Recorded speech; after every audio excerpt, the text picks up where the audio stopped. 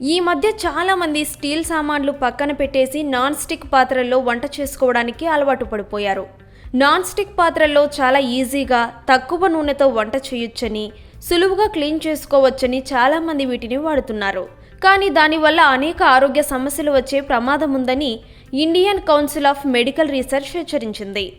National institute of nutrition ICMR కలిసి non stick పాత్రల వినియోగంపై అధ్యయనం చేశారు. ఆ సర్వే ఫలితాల ఆధారంగా ఈ పాత్రల్లో వండుకుని తినడం వల్ల హార్మోన్లలో అసమతుల్యత, క్యాన్సర్, సంతానోత్పత్తి సమస్యలు తలెత్తవచ్చని ICMR తెలిపింది. నాన్ స్టిక్ పాత్రల్లో టెఫ్లాన్ వంటి నాన్ స్టిక్ కోటింగ్లు ఉంటాయి. వీటిని వినియోగించే కొద్దీ అవి ఆహారంలో కలిసిపోతూ ఉంటాయి. వీటిని అధిక ఉష్ణోగ్రతల్లో వేడి చేసేటప్పుడు హానికరమైన యాసిడ్లను విడుదల చేస్తుంది. నాన్ స్టిక్ వంట పాత్రలపై చిన్న గీత పడిన ఒక్క గీత నుంచి సుమారు 9100 మైక్రోప్లాస్టిక్ రేణువులు విడుదలవుతున్నాయని ICMR పేర్కొంది.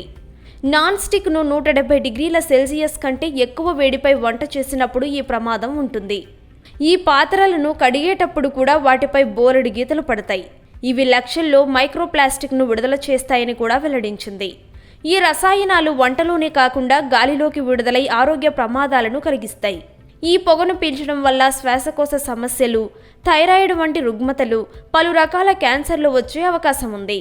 అందుకే నాన్ స్టిక్ పాత్రలకు ప్రత్యామ్నాయంగా మట్టి, granite, ceramic, food grade stainless steel పాత్రల్లో వంట చేసుకోవడం మంచిది.